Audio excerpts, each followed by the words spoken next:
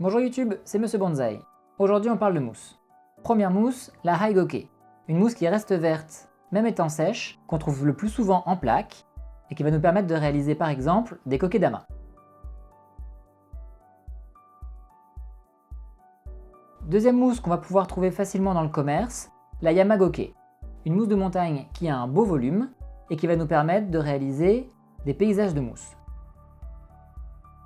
La Yamagoke est très agréable à travailler, elle garde son volume, se développe bien et par son épaisseur peut rester plusieurs jours sans être arrosée. C'est la mousse qu'on a utilisée pour réaliser notre premier paysage de mousse. Vous pouvez retrouver le lien pour regarder cette vidéo dans le lien qui s'affiche juste en haut.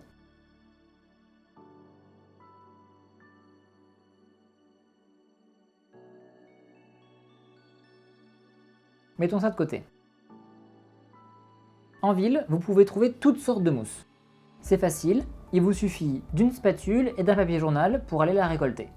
Pensez à ne jamais récolter de la mousse dans les jardins publics, c'est interdit. Allez chercher sur des murets, des trottoirs ou derrière les maisons. Pour la conserver, rien de plus simple. Glissez le papier journal sur lequel vous faites reposer la mousse dans un sac congélation et laissez-le à l'extérieur dans un endroit assez éclairé. La condensation fera le travail pour faire vivre les mousses. Une mousse assez commune sur les rebords en pierre, la Tsunagoke. Cette petite mousse en forme d'étoile a du volume, est très verte et sera, comme la Yamagoke, très facile à travailler. La Tsunagoke se développe facilement, nous verrons comment faire un peu plus tard. Lorsque vous prélevez de la mousse sur un rebord en pierre, pensez à ne pas tout prélever, laissez-en, ce qui permettra à la mousse de se reconstruire. Mousse suivante, beaucoup plus fine, beaucoup plus délicate, la Hamakigoke. Cette mousse qui a besoin de plus d'eau, de plus d'humidité, sera parfaite pour recouvrir certains bonsaïs car elle a de très beaux reflets.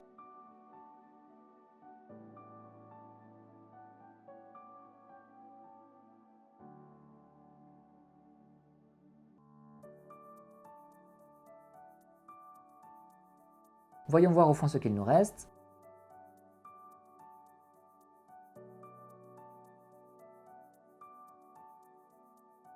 La Hosori-goke. Cette mousse très compacte se développe aussi facilement et conserve beaucoup d'humidité.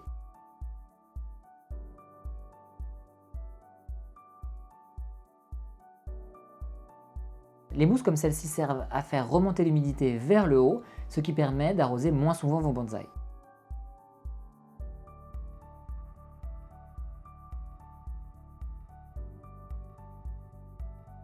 Comme je disais, pour les conserver, rien de plus simple.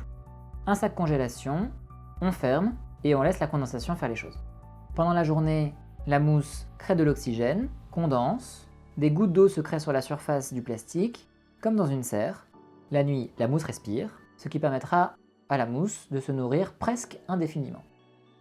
Maintenant, une méthode pour soigner ou développer vos mousses. Dans un bac transparent, placez un fond de terre et de mizugoke, ajoutez votre mousse, ça prend du temps, mais laissez-la se développer. Dernière mousse dont on parle aujourd'hui, vous l'avez déjà vu dans ma vidéo sur les terres, la mizugoke. C'est une sphaigne asséchée qui a la capacité de se régénérer si on l'humidifie.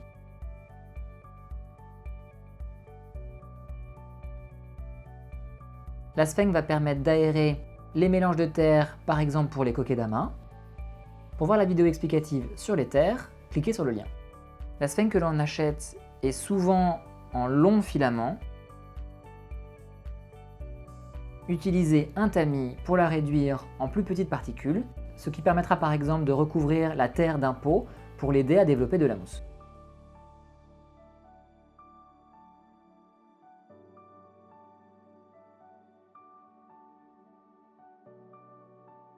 On pourra mélanger de la mizugoke comme celle-ci, réduite en petits morceaux, avec un autre type de mousse, et en quelques semaines, vous verrez les premiers résultats.